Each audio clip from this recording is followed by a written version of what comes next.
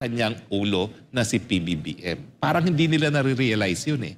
Na package deal itong Uniteam eh. Kaya Ito, pag-usapan natin si Roque. Bumabaliktad na. Binabanata na ba ni Attorney Roque si BBM? Si Marcos? Tingnan natin. nga Uniteam ang inilek eh. Kaya kapag ikaw ay pinukul mo yung isa, apektado rin yung isa. Pero siyempre, dahil mahirap ang buhay at inamin naman talaga yan ni PBBM, kaya rin bumagsak ang resulta, ang trust at approval rating ni PBBM. At siyempre, kasama rin niya yung kanyang kapartner. Kaya nga po ako, nananawagan ako. Matagal pa pong eleksyon. Huwag po natin sirain yung pagkakaisa dahil yun yung ating mensahe ng eleksyon. Hello! Ako po umakyat sa kaparehong entablado from north to south ng Philippines. Anong sinabi natin? Ang sinabi natin, kinakailangan magkaisa para malutas ang lahat ng problema. Bakit niyo po sinisira ang pagkakaisa dahil sa inyong ambisyon lamang? Huwag naman po. Bumaba po ang survey score ni Vice President Sara Duterte at ang overall ratings naman ni Pangulong Bongbong Marcos base sa survey ng Okta Research. Ano bang nakikita mo sa dynamics, attorney, ng latest survey ng Okta? Well, lahat naman po, ang presidente at ang vice-presidente ay bumaba. Bagamat mas malaking binaba ni BP Sara. Bakit? Kasi kasapi siya ng administrasyon. Siyempre, yung pagbaba ng trust at approval rating ng presidente, dala-dala rin ni Inday Sara. At siyempre, hindi naman natin makakaila na yung mga pagbato laban kay Inday Sara na mga hindi makaantay na eleksyon ay nakaapekto rin. Pero Ayan. Yung survey ni BP Sara bumaba. Pati na rin si Marcos bumaba. Kaya lang yung pagbaba sa survey ni Sara, napakalaki po. Hindi po biro yan. Sobrang laki. Gusto kong ipakita lang muna to sa inyo. Ayan, tingnan nyo ha. Dito ako medyo duda. October 2023 performance ratings of top government officials. Si Marcos, bumaba ng 6%. Si Sara, 12%. Again, hindi biro yan. Napakalaki niyan. Parang napaka-imposible na merong naniniwala. Kasi ibig sabihin nito, bumaba siya. Ibig sabihin, yung mga talaga makasara ay naniwala doon sa ibinato sa kanyang anomalya sa confidential funds. Kaya bumaba eh. Ibig sabihin, meron 12% ngayon na dati gusto kay Sara, ngayon ayaw na. Pero tingnan mo, eto nakakapagtaka. Kayo ba naniniwala dito? Si Martin Romualdez, Speaker Romualdez, ang tumaas 6%. Ibig mong sabihin, bagamat mas mataas pa rin ang rating ni Sara, ibig sabihin, dahil dito sa nangyayaring confidential funds, etc., etc., mas maraming naniwala kay Romualdez kaysa kay Sara. Kayo ba naniniwala dito? Alam mo, itong mga ganitong klaseng survey, hindi ko po kayo pinagbibintangan na kayo ay nababayaran o kayo ay may hawak ng isang politiko. Kaya lang, parang kaduda-duda. In my opinion, pag sa mga ganitong klaseng survey, kasama po kayo sa mga sumisira sa Uniteam. Kayo ang sumisira doon sa pangarap ni Marcos na Uniteam. Isipin mo, bumaba si Sara, si Romualdez tumaas. Ulitin ko po, ipapakita ko sa inyo ito. Ako lang, ha? Kung hindi nyo puna-puna, ako ay parang napansin ko rito, sa mga ibang survey, number 1 si PRRD. Dito sa survey na to, wala. Ha? Tingnan nyo. Wala si PRRD. Number 1 si Erwin Tulfo, number 2 si Bongo, Tito Soto, tapos Amy Marcos, tapos si Bato, si Pia Cayetano, si Isko, si Ping Lacson, Bong Revilla, etc. Francis Tolentino, yung mga kaalyado ni PRRD pasok. Pero si PRRD himself, wala.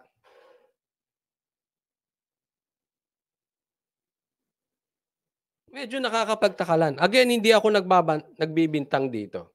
Ha? Pero para sa akin, kaduda-duda. Sige, pagpalagay natin, bakit nga si Bantag wala sa survey? Okay lang yun kasi sa lahat naman ng survey, hindi pa pumapasok si Bantag. No? Hindi natin alam kung para sa mayayaman lang ang survey. Hindi natin alam. Pero yung number 1 si PRRD sa isang survey, tapos sa ibang survey, ni hindi man lang siya kasali. Ito ba ay isang obvious na pamamaraan na nagsisimula na ang mind conditioning? Kinokontrol nyo na yung tao. Actually, may narinig pa nga akong isang vlogger eh. Hindi ko na sasabihin. Kasi kawawa na, bugbog sarado na kay Sas eh. Siya, naniniwala siya di umano dito sa survey na to kasi talagang tinamaan si Sas ng problema ng binabato sa kanya ng confidential funds. Ganon. So, ganon na ang atake. Alam mo, pansinin yung mabuti, ha? Yung mind conditioning, tapos obserbahan nyo yung mga vlogger nila. Especially yung mga nasa top tier. Pag inobserbahan mo, iisa tono, confirming the survey. Ang palabas nila dahil marami ang ayaw sa China. I therefore conclude. Kaya sila bumaba sa survey, kaya sila nawala sa survey. At ang tono niyan parehas. Pansinin nyo sila. Kaya nga sabi ko, etong mga ito talaga. Kunwari, pababanatang konti si speaker. Pagdating sa huli, kinarga na. Di ba ganyan lang din na sinabi ko nung kay Atty. Roque? Nung si Atty. Roque hindi pa bumabaliktad ng todo, kunwari babanatan, tas pupurihin sa dulo.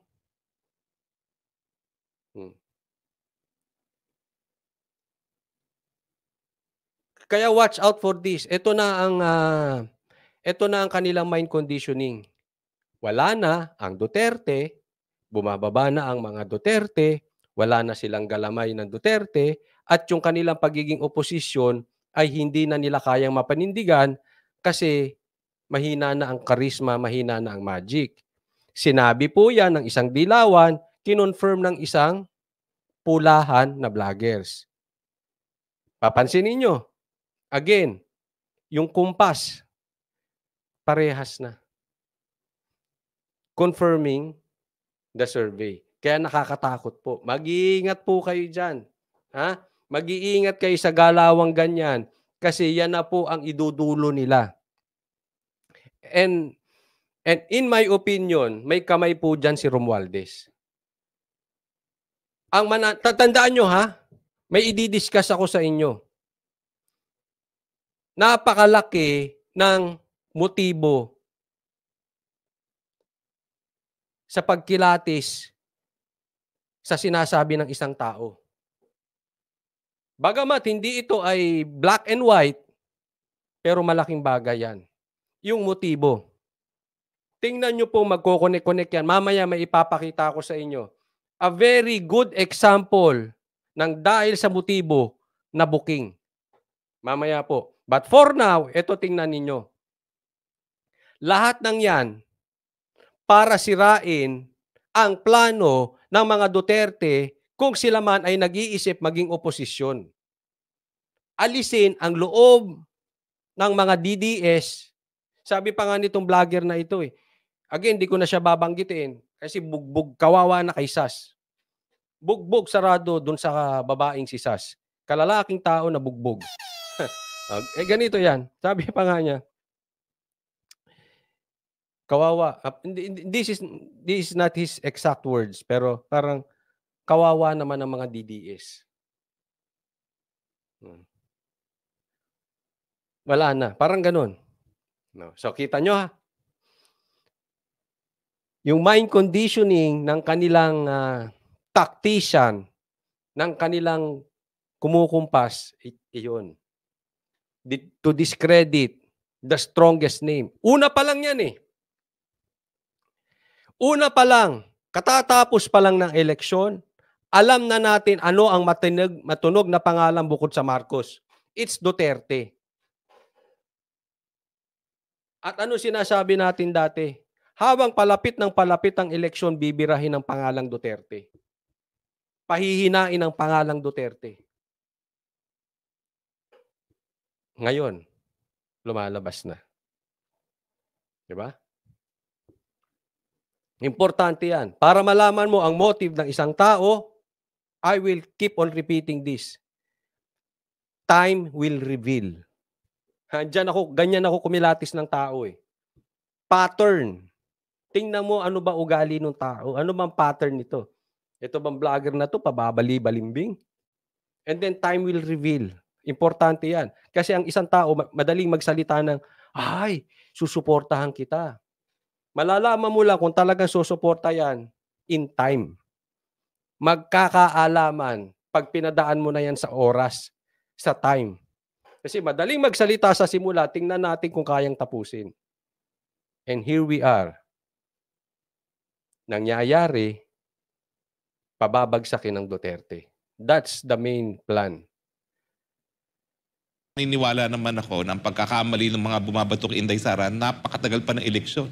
Kahit anong mangyari, makakabawit pa si Inday Sara dahil meron pa siyang mahigit kumulang 4.5 taon para makabawi. No? Pero, ganun pa man ha, bagamat bumaba nga ang lahat. Sabi dito ni Sean Sanpay, Coach Oli, may mga trolls pumasok sa Pro Duterte vloggers. Kunwari sila DDS, yun pala mga pulahan at dilawan.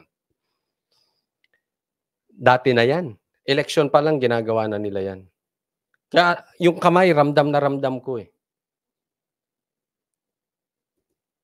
Hindi lang naman po si Inday Sara, no? Pati po si Presidente PBBM, si Vice President Inday Sara pa rin ang may pinakamataas na approval at trust rating sa lahat ng mga namumuno sa ating bayan.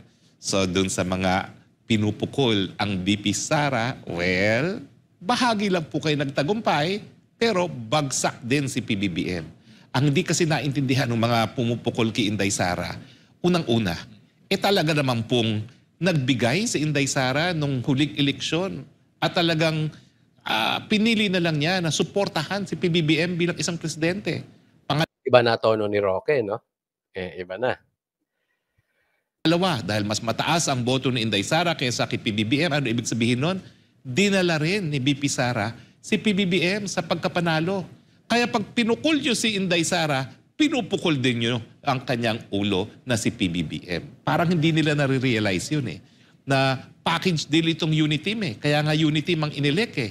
Kaya kapag ikaw ay pinukol mo yung isa, apektado rin yung isa. Pero siyempre, dahil mahirap ang buhay at inamin naman talaga yan ni PBBM, kaya rin bumagsak ang resulta, ang trust at approval rating ni PBBM. At siyempre, kasama rin niya yung kanyang kapartner. Kaya nga po ako nananawagan ako. Kaya nga, again, kaya nga ang panira talaga dyan si Speaker Romualdez. Ito inaantay natin. Sana tanggalin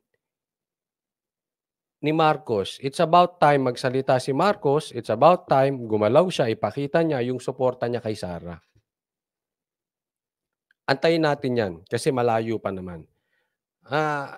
Ako naniniwala ako pinag-iisipan niya ni Marcos na dapat niyang tanggalin si Speaker. Kasi alam mo si Speaker Romualdez, nang dahil sa pangarap niya, kaya saktong-sakto yung tinawag sa kanya na tambaluslos. Yung in your dreams, don't be tambaluslos. Dahil sa sobrang laki ng ambisyon nitong si Tamba, nakalimutan niya na, yung tira niya kay Sara, tinatamaan din si Marcos. Tinatamaan yung unit team. Kaya dapat ito si Romualdez talagang sibakin na niya yan. Tanggalin na yan. Panira po yan. Tapos may survey pang ganito. Bagsak silang dalawa, tapos si Romualdez ang ano. O di ikaw na, sikat. Yung nakakapagtaka. Ang laki ng binagsak ni Sara at ni Marcos. Si Romualdez pataas. Sabi talaga mataas ang ambisyon. Magaling. Magaling, magaling, magaling. Magaling ang direktor nito. Ha? Napaka... Ay, nako. Ewan ko para sa akin, tanga na lang ang maniniwala dyan sa survey na yan. So, ibig sabihin, doon sa mga matataas na posisyon, yung 4, President, Vice President, Senate President at saka Speaker of the House, yung 4 na yan, ang pinakakinikilala ng mga taong bayan ngayon na pinakamaganda ang ginagawa ay si Speaker Romualdez. Ano bang ginawa niyan kung hindi lang dumikit kay Marcos? Real talk. Ano bang ginawa niya? Nag-promote ng na may namigay siya na galing sa pera ng taong bayan, galing sa DSWD? Pera niya ba yun? Meron siyang hindi mapaliwanag sa Okada, yan ang binabali-balita. Yung hamon, takot siya. Hamon ni Tatay Digong sa kanyang audit, takot siyang labanan. Hindi siya makasagot. Nagtatago siya sa pantalon ng mga kasamahan niyang congressman, sila ang pinasasagot. Ang dali-dali naman ang hamon ni Tatay Digong. 2 sila, kasama si Sara, bukasan. Simple lang, bakit hindi tanggapin ni Romualdez yung hamon? Tapos lumalabas siya pa ngayon ng mataas sa survey. May ano yan, bolahan? Bida? Bida ka. Galing sa'yo. Kwento mo yan Matagal pa pong eleksyon. Huwag po natin sirain yung pagkakaisa dahil yun yung ating mensahe ng eleksyon. Hello! Ako po umakyat sa kaprehong pintablado from... Ako lang, Attorney Roque, ako'y gusto ko yung mga sinasabi mo ngayon. Dati, ayoko, kaya tinitira kita. Ngayon, pinupuri kita kasi gusto ko yung sinasabi mo. Pero siguro, wag mo nang ulit-ulitin yung paulit-ulit ka dyan Yung ako'y kasama niyong umakyat sa sa stage na lang. Kasama niyo ako umakyat dyan. Oo na, alam na ng taong bayan yan. Kasama kanila, sikat ka. North to south ng Philippines, anong sinabi natin? Ang sinabi natin, kinakailangan magkaisa para malutas ang lahat ng problema. Bakit niyo po sinisira ang pagkakaisa dahil sa inyong ambisyon lamang? Wag naman po. Itong gera po ng Israel, nung huli po nagkagera dyan sa Israel, yung 6-day war na tinatawag, nagkaroon po tayo ng rationing ng gasolina. Naalala ko pa po yun, batang-bata ako. Ganyan po ang po pwedeng mangyari muli. Kaya importante yung pagkakaisa, hindi na po pagwatak-watak. At kung yan po ay estratehiya para malihis ang issue ng nagtataasan ng presyo, wag naman po dahil mas makakaroon tayo ng solusyon kung nagkakasama-sama yung dalawang ulo. Ngayon lang po tayo. Mabigat din yung sinabi ni Roque na yan. May padaplis yan. Ibig niyang sabihin, yung pagtaas ng presyo at itong pagbato kay Sarang confidential funds ay ginagawa lang para mapagtakpan yung hindi nila masolusyon ng problema. Yung pagtaas ng bilihin. Para sila ay magmukhang mabango, hindi mapag-usapan yung pagtaas ng presyo, binanatan si Sara. Malamang yan. Malaman po yan. Ibig sabihin, kung kasama ka sa bumabanat kay Sara, ikaw ang sumisira ng unit team. Na yaan ang ipinangako nyo sa taong bayan. Yaan ang inasahan ng 31 million Smart Magic. Na hindi nyo magawa dahil sa mga ambisyosong tambaluslos. Kayo sumisira sa pangakong inasahan ng maraming Pilipino na pagkakaisa. Again, I'm waiting for Marcos. Mapapakita niya ang pagkakaisa pag tinanggal niya talaga yan. Ibig sabihin, sa isang pangako, sa isang pangarap, talagang kailangan gumawa ng sacrifice. And one of the sacrifices I believe that Marcos should take is to replace Speaker Romualdez as Speaker. Tanggalin na po yan, palitan po yan. Tingnan mo. Magkakaisa yan si Sara at saka si Marcos. Pero kung hindi, tuloy-tuloy na po ito. Hindi na maaawat ang DDS. Sa matagal na panahon na nagkaroon ng parehong ulo. Ang huling pagkakataon po ay yung panahon ni GMA at ni Noli Boy de Castro. 12 anyos po ang lumipas na bago tayo nagkaroon ng nagkakaisang ulo. Pagsamantalahan na po natin yan para tayo magkaisa. Ay, wag po natin pagsamantalahan na nagkakaisang ulo, Attorney Roque. Mahirap. Mahirap yun. Ayokong pagsamantalahan na nagkakaisang ulo. Ha? Wag ganun, Attorney Roque. Hindi, joke lang po. Ayoko na pag-uusapan ng ulo, Attorney Roque. Mahirap yan. Tabi muna ang ambisyon. O kung hindi po ambisyon, isang tabi muna yung tampo na dahilan para pukulin ang ating Vice President na Duterte. Wala pong mabuting idudulot ang pagwatak-watak sa panahon na ang daming pagsubok. Kung tunay kayo nagmamahal sa bahayan, gagawa pa kayo ng hakbang para lalong mapalakas ang samahan. At ang aking panawagan, PBBM, naniniwala po ako na talagang sincero kayo na nanawagan kayo sa pagkakaisa.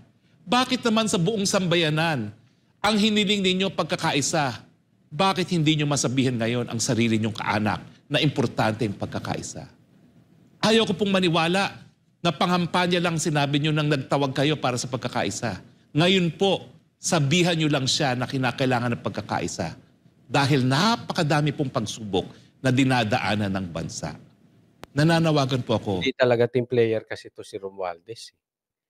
Masyadong nainip. Ako naman naniniwala, kung talaga may pangarap bilang presidente, may panahon dyan. But it's too early. It's too early. Coach Oli, masama ba na alisan ng confidential funds at ibuko si Sara? Hindi. Kaya lang, amoy kaplastikan eh.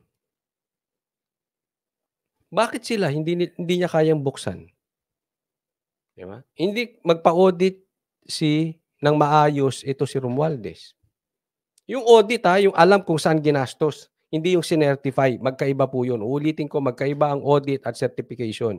Yung sinertify mo lang na sinabi mo lang na dito mo ginamit ang pera.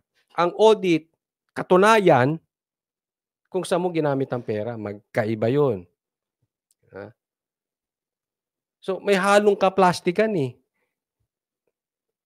Maiintindihan natin kung bandang dulo yan. Kasi bandang dulo, natural, pag election na, kailangan mo na rin sabihan yung kapalpakan ng ibang tao. Pero ngayon ganito kaaga, tapos lumalabas na balita na sila nga ang laki ng ginagastos. Sila nga, puro pamumulitika ginawa. Sila nga takot sa audit. Di ano yan? Ipokrito. Ano yan? Tambaluslos. Saktong-sakto yung pangalan. Dahil sa pangarap, magiging ano ka? Hihila ka ng tao pababa. Umangat ka lang. Ako po ay humbly beseeching you. Nakakabingi po ang inyong katahimikan. At habang kayo po'y tahimik, nagkakawatak-watak po tayo. Sana po bigyan ng remedyo sa lalong mabilis na panahon. Yun. Ayan. Ito ay maliwanag na para sa akin na ito is statement na ni Roque na siya ay Hindi nabigyan ng posisyon. Hindi, hindi, Coach Oli. Ito ay maliwanag na statement na pabaligtad na si Roque. Ha? Kasi talaga naman, ang loyalty niyan, siyempre, nasa mga Duterte. Hindi natin alam kung dahil nga hindi rin siya nabigyan ng posisyon, ba't may punto naman siya eh. Ha? Masyadong napakaaga yung diskarte ni Speaker Romualdez na yan.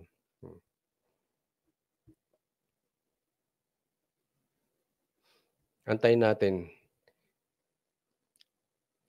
Antayin natin. Ako, umaasa ako na baka sakali. Ha? Kasi meron akong nababalitaan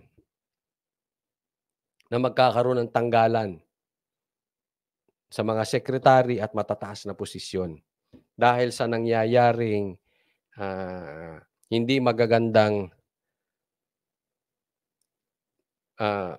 survey, hindi magagandang balita, hindi magagandang pagtanggap ng tao sa mga balita ngayon, ng mga nangyayari. No? So, yan po ang nasagap nating balita. Meron pong palitan. Ngayon, I'm just hoping kasama dyan si Boying tsaka si Speaker. Oo. Kung si Maharlika ay may puting ahas, ako ay may ano man tatawag ko sa kanya? Puting bola. Basta, may mga tanggalang mangyayari daw. Palitang mangyayari. No? Abangan natin kasi itong pagpasok, maybe on Monday. Kasi ngayon nakabakasyon ng mga tao. Maybe on Monday. We will see. Siyempre, i-discuss na nila dyan yung mga budget, tapos palitan. O bakbakan na naman yan. Yung rigudon ng posisyon, we'll see. At makikita natin asan ang posisyon talaga dito ng administrasyon. Sila ba ay talagang gustong magkaroon ng pagkakaisa? O sila ba ay talagang para sa kanilang pangarap lang? Alamin natin.